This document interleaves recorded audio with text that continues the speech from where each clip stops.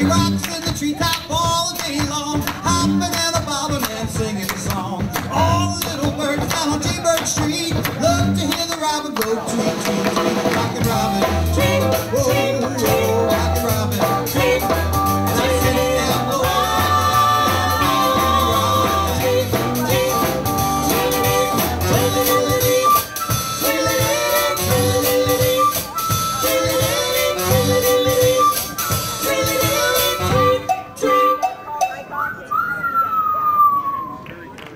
Ralph, ladies and gentlemen, thank you.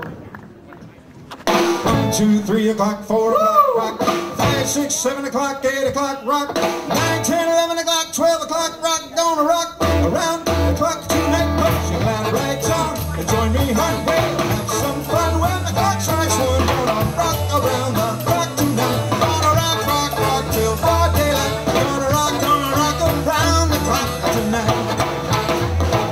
When the clock strikes 2, 3, and 4, then the band slows down. We'll yell for more. Gonna rock around the clock tonight. Gonna rock, rock, rock till broad daylight. Gonna rock around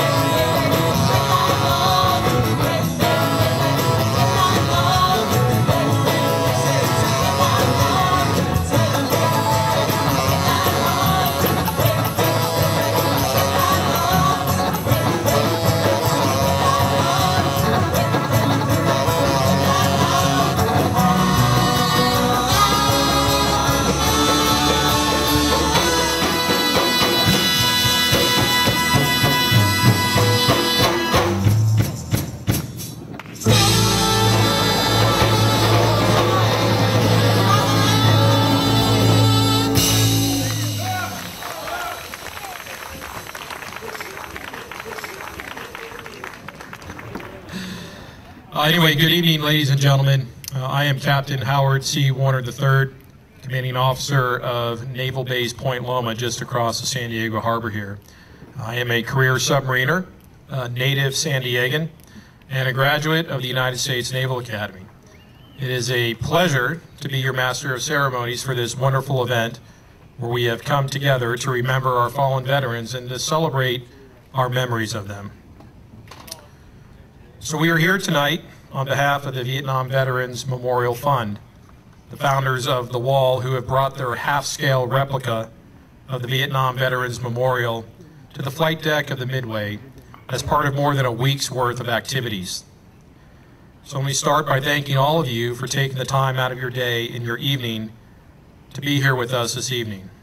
And thank you to those of you who have generously donated your time by standing a watch at the wall. Thank you to those of you who have donated your talent, your materials, or service to make this week and this evening possible. So this past weekend, we celebrated the 115th anniversary of the submarine force. And last Friday, I had the honor of speaking to a large group of retired and active duty submariners about the legacy of the submarine force. The context of my remarks last Friday centered around the history of the submarine force and its adaptability in an ever-changing sea of technology and adversaries. And this legacy of adaptability has produced an independent, bold, and solution-driven culture that defines the submariner of yesterday, today, and tomorrow. Now, I am quite certain that Captain James T. Kirk of the Starship Enterprise is a prodigy of the submarine force. Now, he may not have been the best engineer, we'll leave that to Scotty, but he is crafty, resilient, stands tall in the face of adversity, and won't back down from a fight, no matter how daunting it may appear. So I am a second-generation submariner, preceded by my father, who nobly served his country on multiple submarines through both the Vietnam and the Cold Wars. My grandfather served in the Army during World War II, and my father-in-law is a retired Marine who is a World War II Iwo Jima veteran. In fact, chewing up the black sands of that island in the Pacific weren't enough for him, so he came back for service in the Korean War and the Vietnam War, retiring in the mid-1970s, currently resides up in Fallbrook here in San Diego, growing avocados, which is great for me because we don't have to buy avocados for our guacamole anymore. But with that being said, all three of those men have played a pivotal role in shaping my career as a naval officer. In fact, my father-in-law, Carl Romano, the Marine, taught me a lesson in being a humble leader shortly after I received my first personal award, which is a Navy Achievement Medal. And I love telling this sea story, so I'm sure Jack's going to have to listen to it again, but it's the epitome of a Marine, I'll tell you. So essentially, I get my first Navy Achievement Medal, and I thought I earned it. Unlike my other shipmates on my submarine, I thought I actually did a lot of good things. But nevertheless, I sent a copy of it to my father and to my father-in-law, both veterans. And my dad, being the dutiful father, said, "Howard, congratulations, well done. I'm very proud of you." And Sarah, my wife, her father said, "Howard, congratulations, well done, I'm very proud of you." But he also wrote a letter and said, "Well, here's a copy of my first personal award." And it was a Bronze Star with Valor earned on Iwo Jima. So never again did I celebrate my personal decorations in public. And I hold true to that day, at least to this day. Anyway, while service to our country is not measured by the number of medals on our chest, the medals do signify the sacrifice that many of our sailors, soldiers, airmen, and Marines have made in defense of our nation and our Constitution. The legacy of all the heroic and incredible deeds recognized by the award citations, many of them posthumously, are carried on in perpetuity with every name inscribed on that wall over there. The memorials we build are not so much for our benefit, but they're there to remind us as our obligation as citizens to never forget our veterans. And at his public address in Gettysburg, Pennsylvania, and many of you probably know this by heart, President Lincoln said, "The world will little note nor long remember what we say here, but it can never forget what they did here. It is for us, the living, rather, to be dedicated here to the unfinished work which they who have fought thus far so nobly advanced. It is rather for us to be here dedicated to the great task remaining before us, that from these honored dead we take increased devotion to that cause for which they gave the last full measure of devotion, that we here highly resolve that these dead shall not have died in vain, that this nation under God shall have a new birth of freedom, and that the government of the people, by the people, and for the people shall not perish from the earth. So I can think of no greater tribute to our veterans than those immortal words. And as we reflect upon the legacy of our fallen veterans, brothers, sisters, fathers, mothers, friends, you name it, let's not be saddened by their loss, but rather let's be emboldened by their commitment to keeping me, you, and this great nation of opportunity forever free from tyranny and oppression. So with those remarks, I would like to continue on with the ceremony. Joining us this evening is the CEO of the Vietnam Veterans Memorial Fund, Mr. Jim Knotts. He's an Air Force veteran who, both in his active duty career and his distinguished nonprofit professional career, has worked tirelessly to support his country, his fellow Americans, and veterans from all services. Jim's leadership has had a profound impact on all of those who have worked for him. So please join me in providing a warm welcome for Mr. Jim Knotts.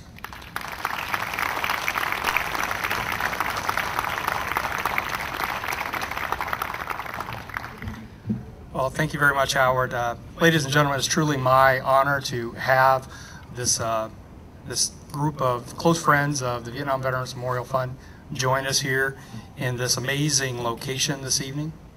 I just want to point out something, if you haven't been told already. If you look toward the edge of the ship, this fence here that has all of the yellow and black ribbons on it, those represent the names that are on the Vietnam Veterans Memorial. There are 58,300 ribbons tied to the fence. The black ones actually represent those who are still listed as missing in action.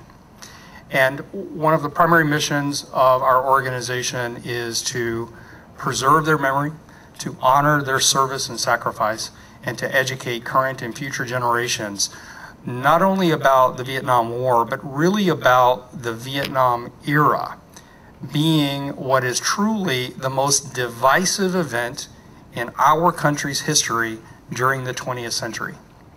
Not just what happened on the battlefields, but what happened back at home. It really tore our nation apart.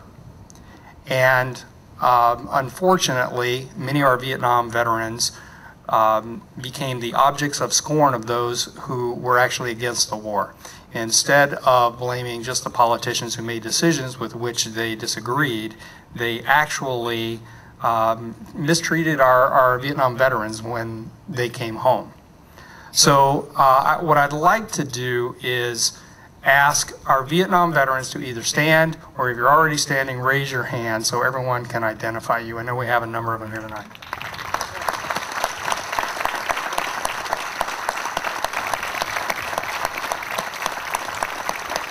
And for all of you who were not properly recognized when you returned, on behalf of everyone here and our grateful nation, I just want to wish you a welcome home. And I'll tell you, one of the things I've learned since I began working with this great organization is that the Vietnam veterans did not stop serving when they came home. I'm a Persian Gulf I veteran, Desert Shield and Desert Storm in the early 90s. And I grew up in a time where I heard about the mistreatment of our Vietnam veterans who had proudly served. And I knew that that was wrong. And then when I got ready to go to war on behalf of my nation, I had the honor and the respect and the support that I needed And it is due to the dedication of our Vietnam veterans who said, we will never let another generation of Americans go into harm's way without the support and the respect that they deserve.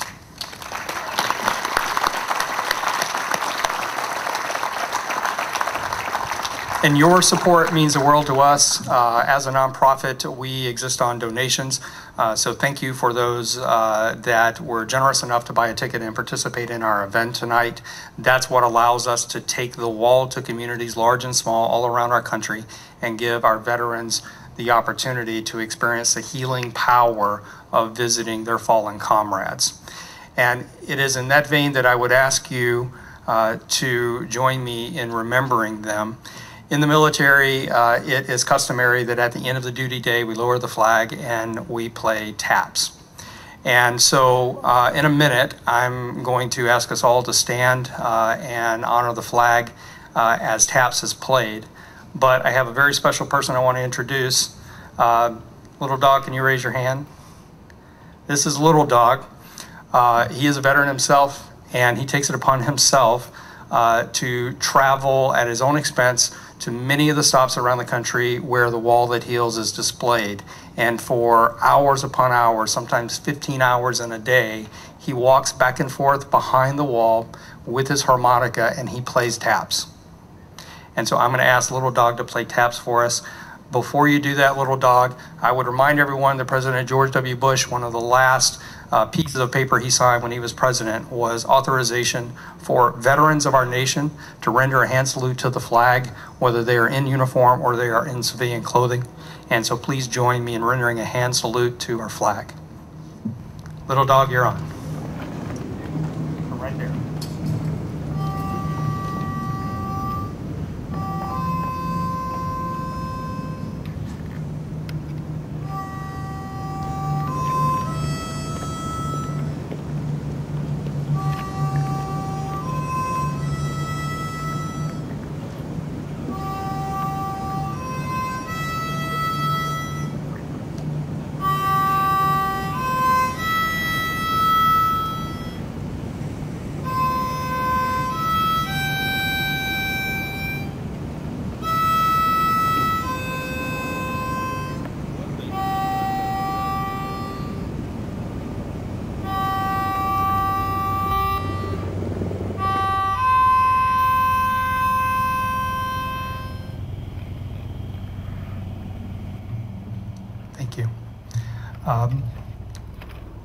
One of the other things that I think is really important is recognizing service by those who wear the uniform of our nation. All of us who have done so, we understand on an intuitive level that we owe a debt to those who have served before us, and we owe a debt to those who will serve after us. And it is that legacy of service that connects us all across all of the generations. So for all of my federal veterans in the audience, for the family members that support them, thank you from the bottom of my heart.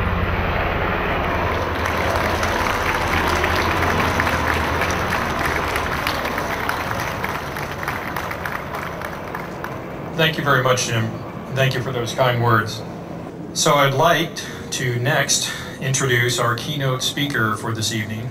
In case you didn't see his wicked ride over there, it's kind of hard to miss.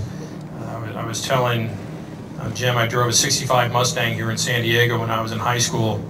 I thought it was the coolest thing in the world until I saw that car. So good night. What an amazing vehicle. But anyway, this evening, James Patrick Jim Caviezel is an American actor and best known perhaps for his portraying of Jesus Christ in the 2004 film The Passion of the Christ.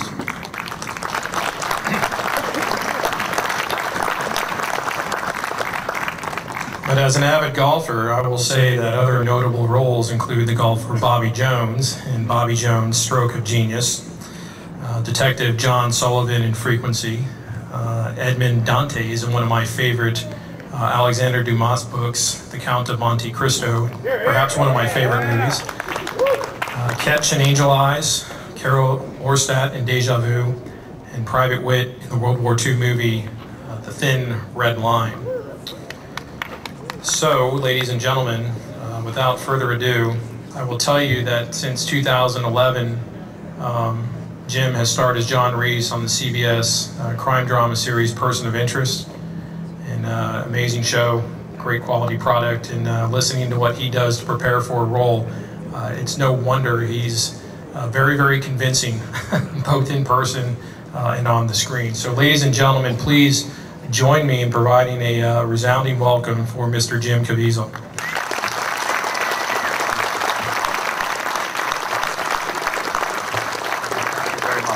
Thank you very much.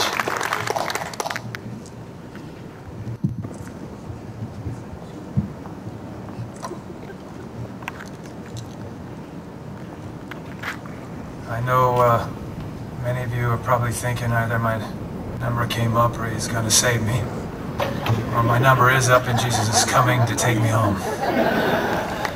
I promise you it's neither, so relax. I come tonight to remember and commemorate the sacrifice and the service of some incredible men and women. Even though I have not worn the uniform, there was a personal connection for me. In the year 2000, I was offered the role of Edmond Dantes in the Count of Monte Cristo. It was a new adaptation of the Dumas classic. Little did I realize that that film would connect me to some of the most brave and heroic men that I would ever meet. The Count of Monte Cristo was the first time I had to carry a film on my own, and here I was at the pinnacle of what I long wanted to achieve, but I had no peace. There were lots of challenges on this picture. My character, Edmond Dantes, is unjustly imprisoned. While in his cell, both in the book and in the film, he carves on the wall, "God will give me justice." With all the odds against him, this solitary man is committed to freeing himself and vanquishing evil, even the evil inside of him. Now, some wanted to remove the "God will give me justice" carving from the film and insert some other phrase. I told them if they struck this phrase, they could find themselves another count. The carving stayed in the picture.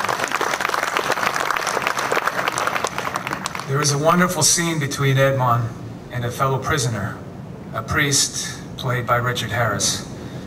And at the moment of real despair, in the pit of self-pity, Edmond says, "Priest, I don't believe in God." The priest looks up to him and says, "It doesn't matter, Edmond. He believes in you." And he does. God loves each one of us personally, and he is there with us, even in our moments of dark despair. After shooting Monte Cristo, I inexplicably get a call from Mel Gibson. Now, my agent didn't call, my manager didn't call. I didn't know Mel Gibson, and I wasn't politicking for the role because no one knew it was happening. Mel Gibson wants me to play Jesus Christ. He wants the guy with the initials of JC, who happens to be 33 years of age, to play Jesus Christ. Is this a coincidence? I don't think so. Up there on the cross, I learned that in his suffering was our redemption. The victory was in the sacrifice. Remember, the servant is no better than the master. Each of us must carry our own cross. Both our faith and our freedoms carry a high price. I've been actually scourged, practically crucified, and definitely struck by lightning. I know from whence I speak. That's why I came here today. Now, I told you that there was a personal connection. One does not know how God will use us or our work, even something as seemingly unimportant as a film or a phrase carved into the wall of a set. Marcus Luttrell, one of our distinguished Navy SEALs, the sole survivor of Operation Red Wing, writes in his book and has told me that my film, The Count of Monte Cristo, was a constant source of comfort and inspiration for him. Interestingly enough, it was the carving on the prison wall, "God will give me justice," that has become his motto. Privately, Marcus told me that the night before the fateful Operation Red Wing mission, he and his 3 comrades watched The Passion of the Christ. It was the last film that those men ever saw together. And God, did they fight valiantly just as many of you have. Years later, I attended a lone survivor event for our veterans in Houston. That night, over several beers, Chris Kyle, another hero, gave me his trident, the special gold insignia of the SEAL with the eagle clutching an anchor, a trident, and a pistol. We talked for hours about the passion of the Christ and the sacrifices we are all called to make in the cause of liberty and freedom. Now, some of you might be wondering what that black Shelby Cobra is doing out there on the deck tonight. That is my own little tribute. Under the motto, In hoc signo vinces, in this sign you will conquer, the engine commemorates the Afghanistan mission, Extortion 17. More Navy SEALs were lost in that 2011 mission than any other. Some of you here tonight served with those men and knew them. I had their names engraved on the engine.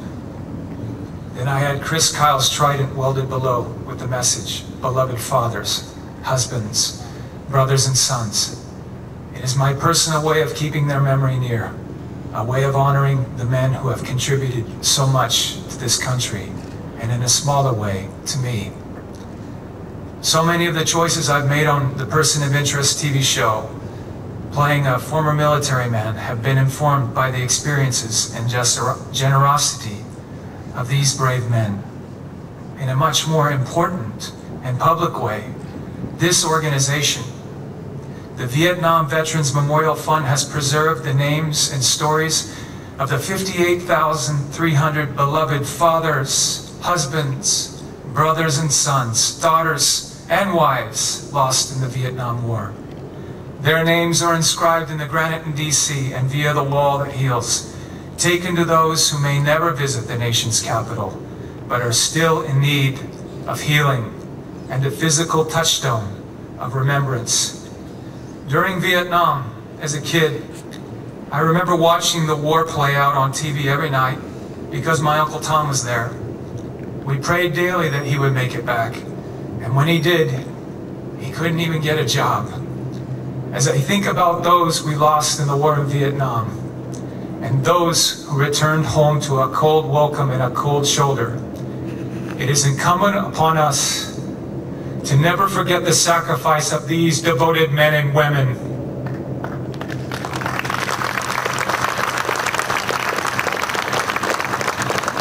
Yes, we have to remember the fallen, and efforts like this do, but we also owe a debt to those who survived. We have not made good on that debt. The state of our Veterans Administration hospitals today is deplorable. Our veterans deserve better. Many of you deserve better.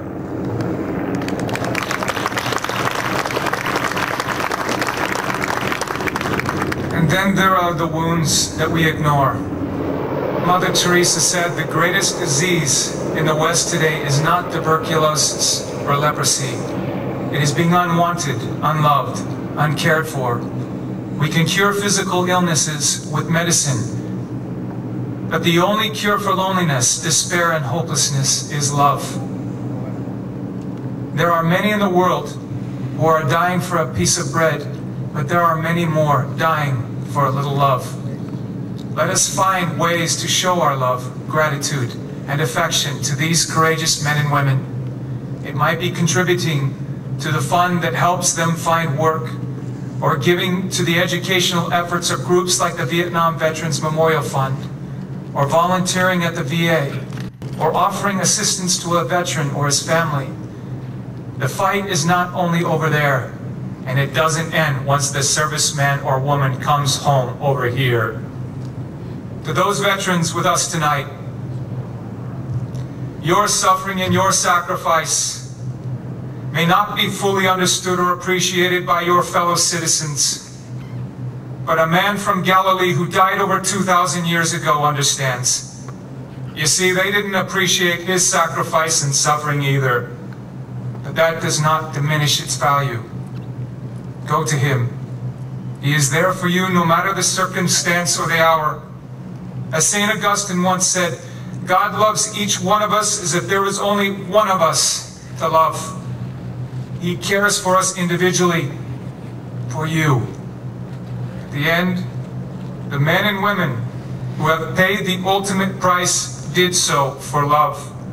Love of country, love of freedom, and love of each other. As Jeff Axelson wrote of his fellow Navy SEALs before losing his life in Operation Red Wing, within the willingness to die for family and home, something inside us longs for someone to die beside, someone to lock step with, another man with a heart like our own. It reminds me of the words that Mel Gibson first intoned in his Academy Award-winning film Braveheart when he said to his ragtag army, and it's a message to every one of us, all Americans, military and civilian. I see before me a whole army of my countrymen here in defiance of tyranny. You've come to fight as free men, and free men you are. What will you do without freedom? Will you fight? This man says, no, we'll run and we'll live. Yep, fight and you may die. Run and you'll live for at least a while, and dying in your beds many years from now. Would you be willing to trade all the years from this day to that for one chance? Just one chance to come back here and tell our enemies that you may take our lives, but you can never take our freedoms. Every man dies. Not every man truly lives. Let us continue to commemorate the lives of those brothers and sisters who have fallen, and pay tribute and continue to give thanks to those who still walk with us. You men of brave hearts, God bless you, God bless our troops, and God bless America.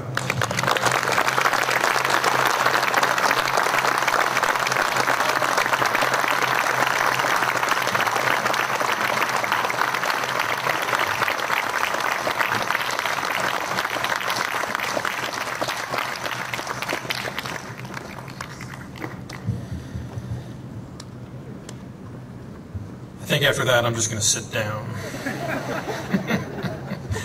Wow, Jim. Inspiring on many levels, and thank you for that. Thank you very much. Ladies and gentlemen, we'd like to encourage you to continue to enjoy the wine and generously donated by Murphy Good, and the beer generously donated by veteran-owned local B&S Brewing and Distilling. Absolutely. Let's give them a hand. Generosity. So I'm going to go on and continue to reflect on Jim's words. Wow, very nice. I need you to come down and talk to some of my sailors. All right. Anyway, we will continue on with the musical entertainment this evening. So again, please enjoy yourselves, and let's not forget the words that were shared this evening. Thank you.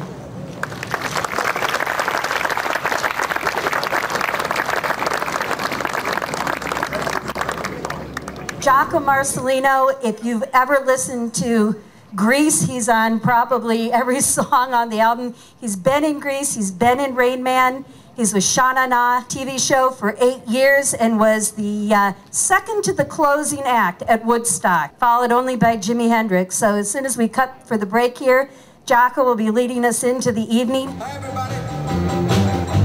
Thanks for having me for such a wonderful evening. We're going to do a little rock and roll, a little rhythm and blues for you, and of course we have a special guest afterwards. So don't you go away. Lucy, you don't do your sisters well. Lucy, you don't do your sisters well. Well, you ran off and married, baby. I love you still.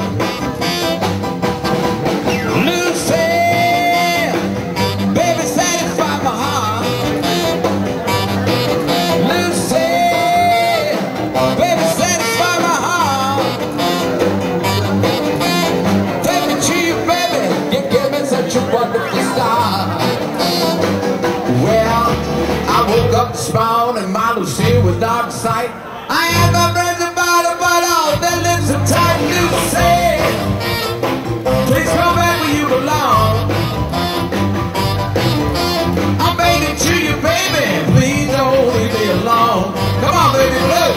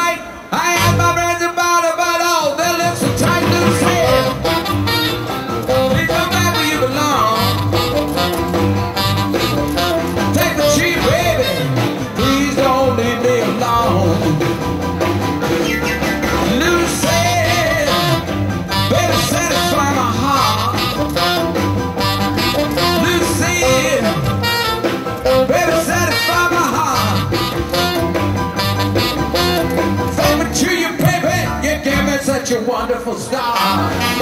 Hey, Lucille. Oh!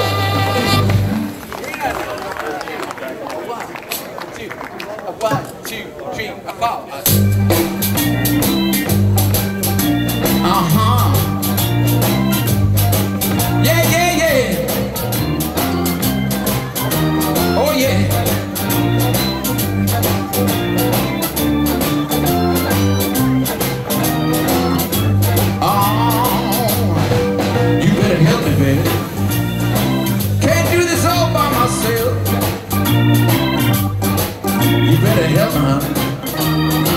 Can't do it all by myself. You better help me, baby. Got to find me somebody else. I might have to wash, I might have to sew, I might have to cook. I'll even mop up the floor. Help me, darling. Can't do this all by myself. You better help me, baby. Gotta find me somebody else. Hear me, dog.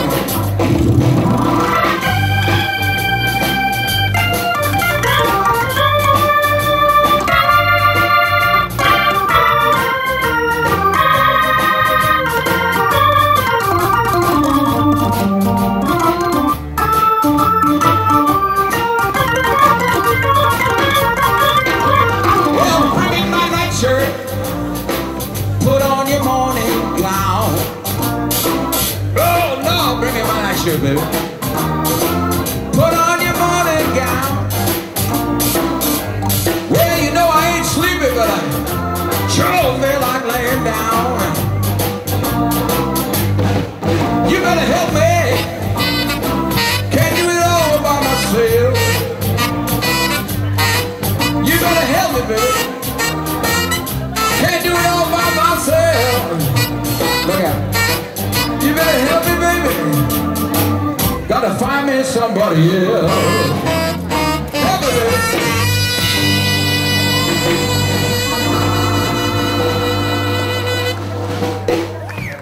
Thank you. Go ahead, hit it. I'd like to do a song that I wrote, and obviously, this is dedicated to all of you and your families. It's called Thank You for Your Service.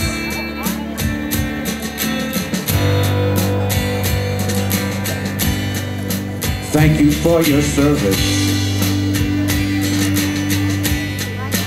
for your sacrifice. Thanks for standing ready for the good fight. Thank you for your service, and thank your family for all that you have given to keep us all free. I know it's not easy being far away from home, but no, we won't forget you. Know that you're not alone. Yeah, we will always keep you in our hearts and in our minds. And may God protect you in the darkest times.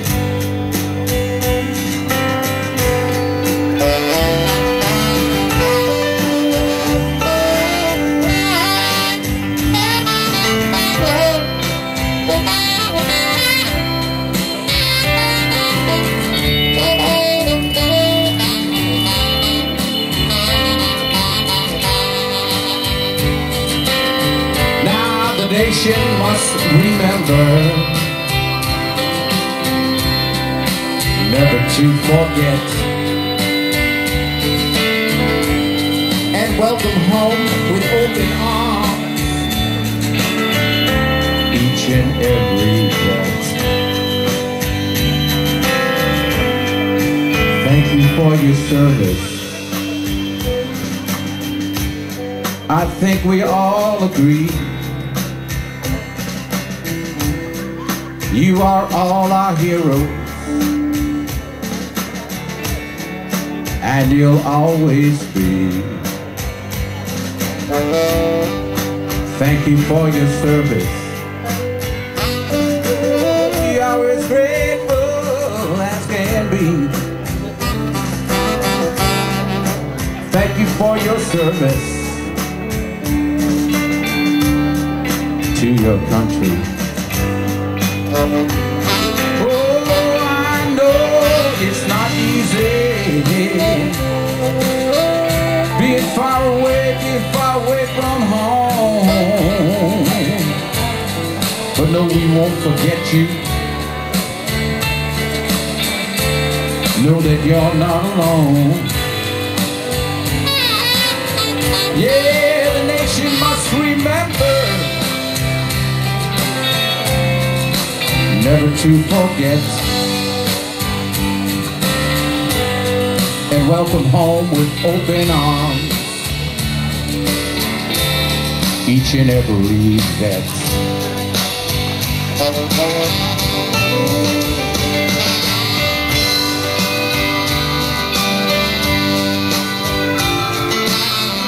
Thank you for your service.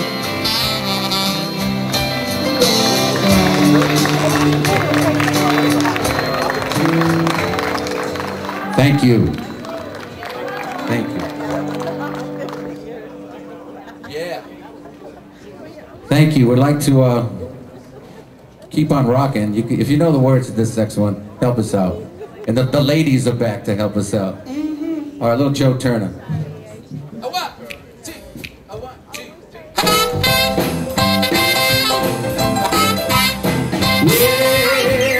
Get out of that pit, baby, watch your face and hand.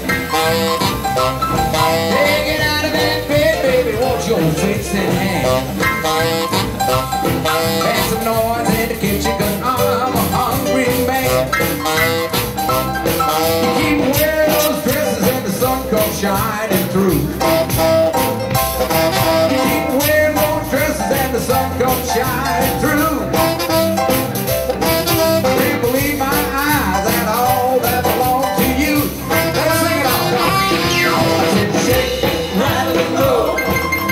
Shake, rattle and roll. I said shake, rattle and roll. You don't do right to save your doggone soul. Come on, man. Yeah.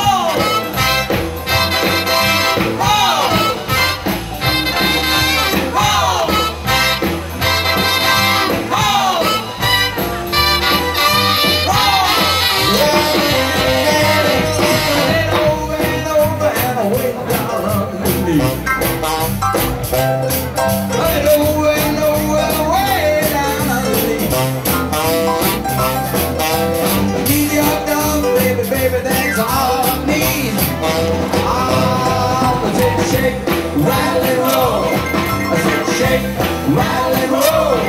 I said shake, rattle and roll. I said shake, rattle and roll. You don't do right to sing your doggone soul. Rattle and roll.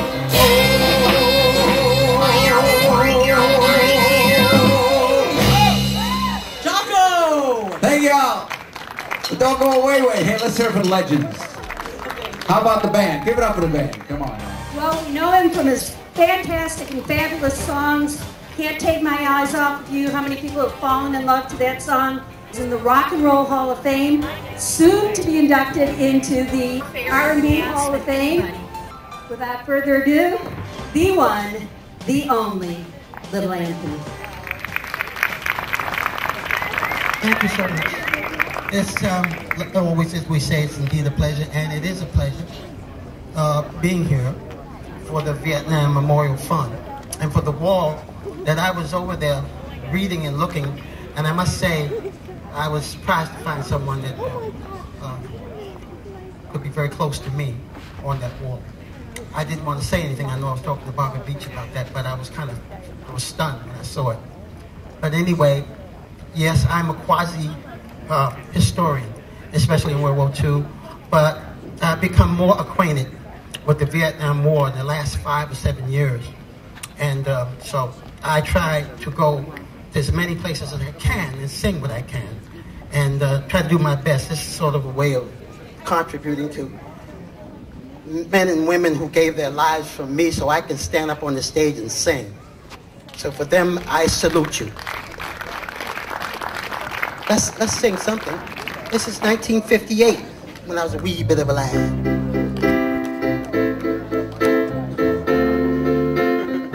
Wonderful, wonderful.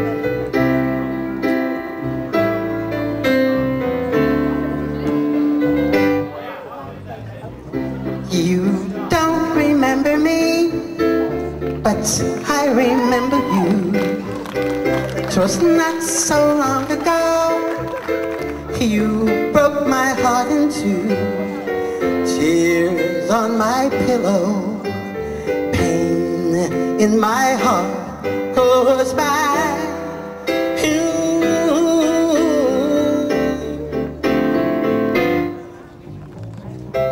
If we could start anew, I wouldn't hesitate. I'd gladly take you back and attempt the hand of fate. Tears on my pillow, pain in my heart goes by.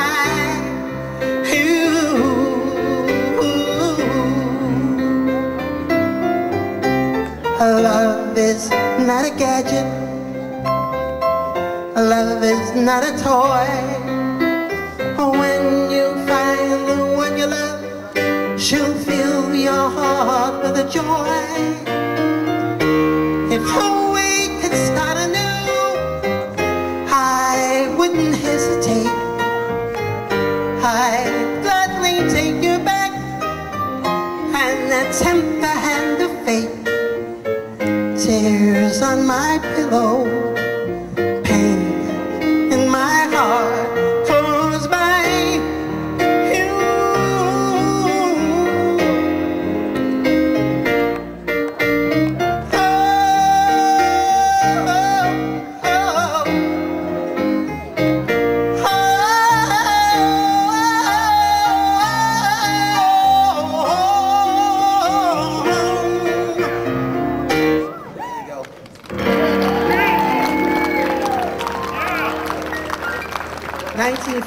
When I was a wee bit of a lad. Anyway, you know, it's the funniest thing. I've had so many people in my family. My uncles served in World War II in the Pacific, died there. Had an uncle in World War I.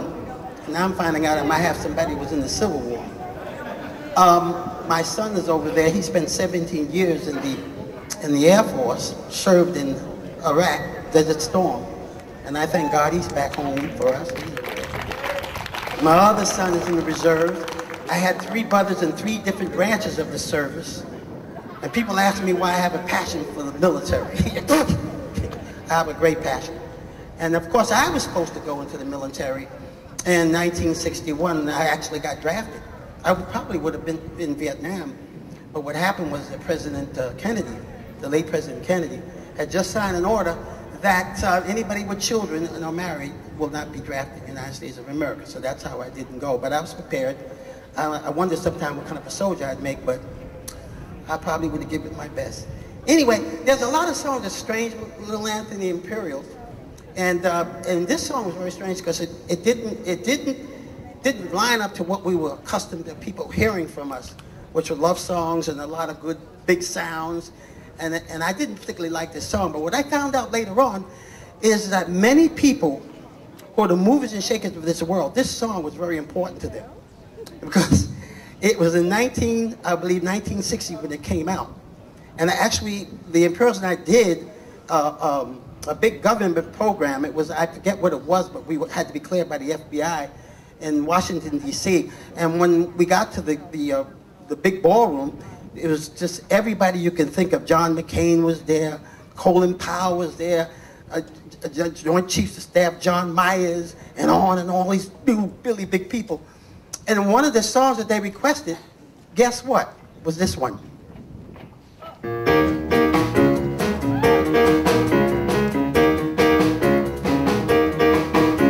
Shimmy, shimmy, cocoa pop, shimmy, shimmy, pop. Shimmy, shimmy, cocoa pop, shimmy, shimmy, pop. Sitting in a native hut all alone and blue. Sitting in a native hut wondering what to do. Along came a native girl, did a native dance. It was like in paradise, put me in a trance. Going shimmy, shimmy, cocoa pop, shimmy, shimmy, pop. Shimmy, shimmy, cocoa pop. I think that song is, I don't know. Anyway, man. That's what happened. What do I know? The thing sold over 1 million records, eh? Well, you never know. You know, to have Colin Powell come up and go, and we're singing the song, he's going, yeah, man. And I said, what? Well, that's how it goes. Anyways, as they say in Charleston, South Carolina, I did a lot of, you notice I just came off a cold, excuse me. A lot of records that we did were just so unique, and Teddy Randazzo, the late Teddy Randazzo, who wrote it, and the great Don Costa, who produced it. Some of the finest music I've ever sung in my life, and probably never again have the pleasure of recording so many wonderful hits. Outside Looking In. I'm on the outside looking in and going out of my head, hurt so bad. And this is one of them too. I hope you enjoy it. A love song is a love song.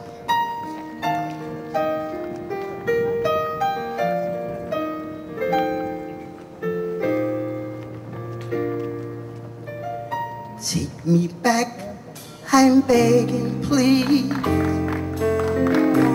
Take me back, I'm on my knees. For you to scold me, hurt me, hold me, darling. Take me back when you belonged to me. I had a jealous mind. Too late to find that you were not the cheating kind. I take me back, I'm begging, please. Take me back, I'm on my knees. For you to scold me, hurt me, hold me, darling. Take me back, my jealous eyes have learned to take a look or two. They were too blind to see that I was losing you. And take me back, I'm begging, please. Take me back, I'm on my knees. Oh, you just got me, hurt me, hold me, darling. Take They say you live and learn. But though I've tried before, I promise never to be jealous anymore. Take me back, I'm begging, please. Take me back, I'm on my knees. For you just go me, they hold me, darling. Take me back.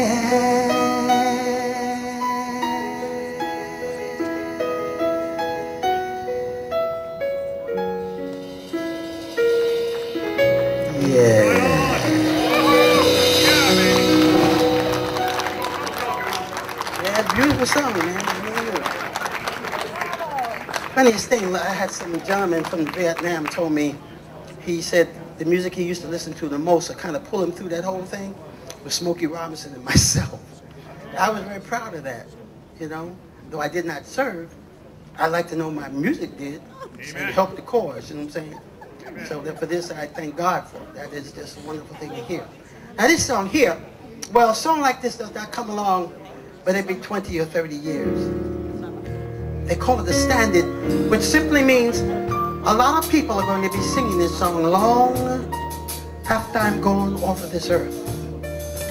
But the one thing that makes me feel good is that it was written especially for the Imperials and myself in 1965 by the late Teddy Randazzo, Bobby Weinstein, and produced by the late great Don Costa. Now, I'm told by the recording experts, the Imperials and I are the only recording artists that ever sold over 4 million records of this song. I hope you enjoy it, but above all, I hope you remember it. Well, I think I'm going out of my head. Yes, I think I'm going out of my head. Oh, you. How are you?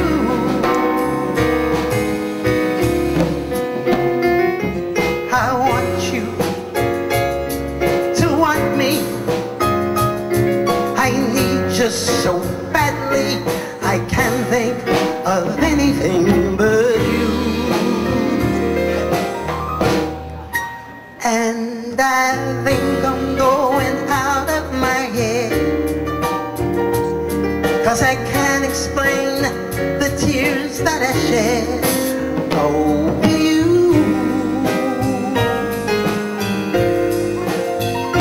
How are you? I see you each morning, but you just walk past me. You don't even know that I care.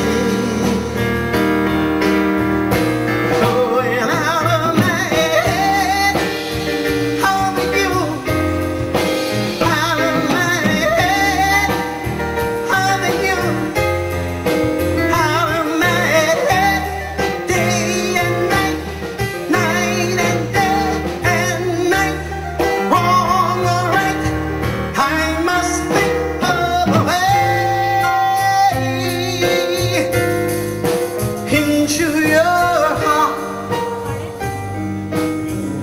There's no reason why my being shy should keep us apart. And I think I'm going out of my head. Yes, I think I'm going out of my head. Going out of my head. How are you? Out of my head. How are you? Out of my head.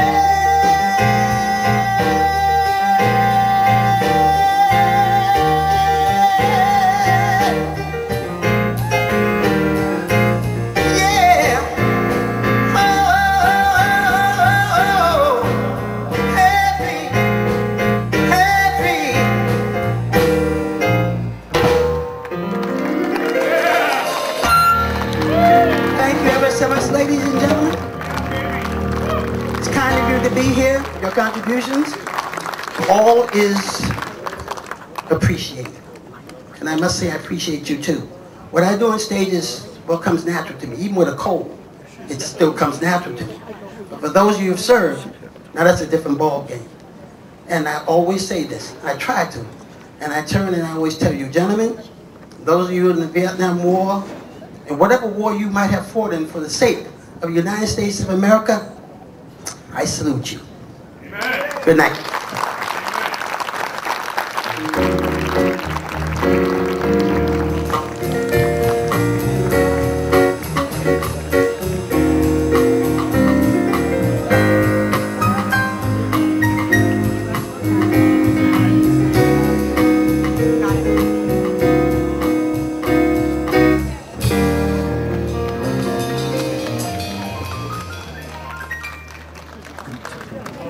Gentlemen, my name is Laura Ryan. I'm the Western Regional Director for the Vietnam Veterans Memorial Fund.